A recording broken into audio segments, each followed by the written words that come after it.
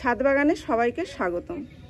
তো বন্ধুরা, আজকে এরকম কিছু পাতাবাহার গাছ নিয়ে এসেছি যে গাছগুলো দেখতে খুব সুন্দর এবং এই গাছগুলো সারা বছর আমাদের বাড়িতে আমরা রাখতে পারি। বছরের পর বছর ধরে কিন্তু এই গাছগুলোকে রেখে দিতে পারি।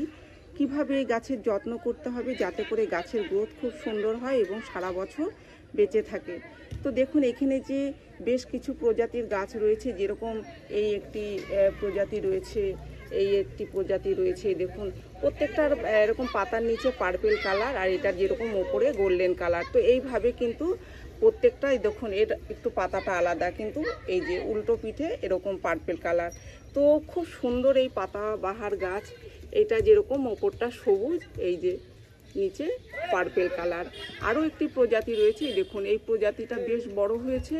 এই গাছগুলো বড়ই হয়, এই গাছের ফুলও ফোটে, তবে এখন এই গাছে ফুল দেখা যাচ্ছে না, তবে এই গাছের ফুল ফোটে। আর এগুলো যে রয়েছে এই প্রজাতি, এগুলো বেশি লম্বা হয় না, এগুলো এরকমই থাকে। এতে আমি আজ পর্যন্ত ফুল দেখতে পাইনি, তবে এই গাছটিতে মাঝে মাঝেই দেখি গাছ ভর্তি হয়ে ফুল ফোটে।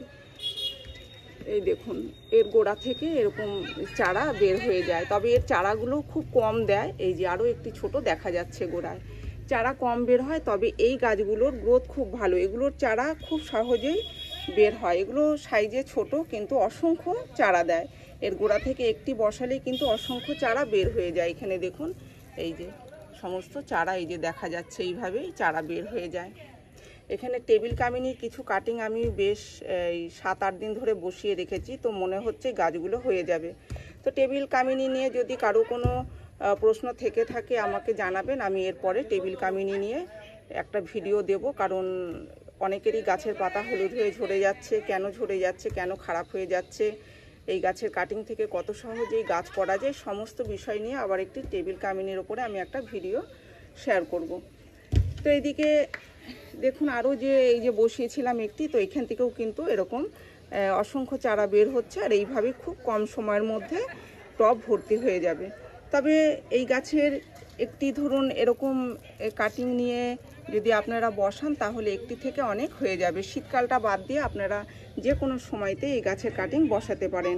এর গাছ কিংবা কাটিং বসানোর জন্য খুব সাধারণভাবে মাটি তৈরি করলেই এই গাছের জন্য হয়ে যায়।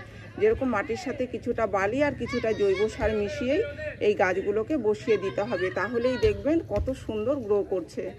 আর জল তখনই দেবেন যখন দেখবেন মাটি শুকিয়ে আসছে। তবে কম রোদ্দুরেও এই গাছগুলো হয়ে যায়, আবার বেশি রোদ্দুরে রাখলেও দেখেছি এই গাছগুলো হয়ে যায়। তবে একেবারে রোদ্দুর ছাড়া কিন্তু এই গাছগুলো হবে না। একেবারে রোদ্দুর ছাড়া গাছ দেখবেন ধীরে ধীরে নষ্ট হতে থাকবে। তো এই হলো রোদ্দুরের কথাটা, যে রোদ্দুর আমরা সব থেকে যেটা ভুল করি, যে কোন জায়গায় গাছ রাখবো এটা আমরা বুঝতে পারি না। তো এই গাছের ক্ষেত্রে বলবো, কম রোদ্দুর এবং বেশি রোদ্দুর দুটো জায়গাতে রাখলেই এই গাছগুলো ভালো হবে। তবে একেবারে ছায়াযুক্ত স্থানে কিন্তু এই গাছগুলো ভালো হবে না, গ্রো করবে না, ধীরে ধীরে গাছ নষ্ট হয়ে যাবে। আর প্রত্যেক মাসে একবার করে খাবার দেবেন। গাছ লাগানোর 2 মাস 2.5 মাসের মধ্যে কি 2-3 মাসের মধ্যে খাবার দিতে হবে না। তারপরে প্রতি মাসে একবার করে যে কোনো জৈব তরল সার দিয়ে যাবেন, কারণ মাটি খুঁজে দেওয়ার উপায় নেই, কারণ প্রচুর চারা বের করে। তো সেই কারণে গোবরের সার ভিজিয়ে হোক, সর্ষের খোলের জল ভিজিয়ে হোক, কলার খোসা ভিজিয়ে হোক, এই ধরনের খাবার আপনারা দিয়ে যাবেন মাসে একবার করে। তাহলেই দেখবেন গাছের খুব ভালো গ্রোথ হচ্ছে। শীতকালে খাবার দেবেন না, শীতকালে সেভাবে গ্রো করে না। তবে শীতকালে যদি কাটিং লাগানো হয় ধীরে ধীরে গাছ বেঁচেই যায়, আমি দেখেছি, একেবারে নষ্ট হয়ে যায় না। আর এই গাছের কিছু পাতা শুকিয়ে যায়, নিচ থেকে কিছু পাতা শুকিয়ে যাবে। এখানেও আমার প্রচুর পাতাই শুকিয়ে যায়, যেগুলো পুরনো হয়ে যায় পাতার গোড়া থেকে নতুন নতুন চারা বের হয়। তো সেই পুরনো পাতাগুলো শুকিয়ে যাবে, সেই পাতাগুলোকে এরকম টান দিলেই দেখবেন উঠে আসছে, সেগুলো ফেলে দিতে হবে। তাহলে এইভাবেই গাছকে পরিষ্কার পরিচ্ছন্ন করেও রাখা যাবে। দেখুন, এখানে দেখা যাচ্ছে না, তবে এরকম ভিতরে ভিতরে এই যে রয়েছে, একটু টান দিলে এই যে শুকনো পাতা উঠে আসছে। এই শুকনো পাতাগুলোকে রেখে আবার টবে মাটি নিচে দিয়ে দিলেও কিন্তু খাদ্য হিসাবে গাছ নিতে থাকবে। আমি এই পাতাগুলোকেই আবার এই রকম এগুলো যে সাজিতে বসানো রয়েছে এইভাবেই দিয়ে এইভাবে রেখে দিই। দেখুন, এখানে অনেকগুলো পাতা এই যে আগের থেকেই রাখা রয়েছে, এই যে জল দিলে এর থেকেই খাদ্য নিতে থাকবে। তো শুকনো পাতা আমি ফেলে দিই না, এইভাবেই আমি গাছের খাবার হিসাবে ব্যবহার করি, এরকম মাঝে মাঝে দিয়ে রাখি।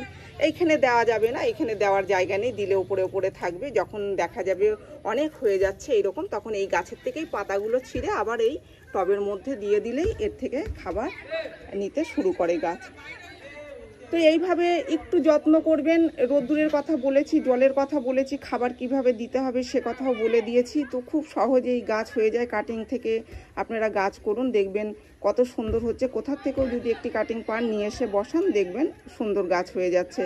তবে গাছ লাগানোর পরে, কাটিংটা লাগানোর পরে একেবারে ছায়াযুক্ত স্থানে রাখবেন না, যেখানে সকালের 1-2 ঘন্টা রোদ্দুর আসে এরকম জায়গায় রাখবেন, তাহলে আর পচে যাওয়ার ভয় থাকবে না। অনেক সময় দেখা যায় যে ছায়াযুক্ত স্থানে ফেলে রাখলে এই কাটিং পচে কিংবা গলে নষ্ট হয়ে যাচ্ছে।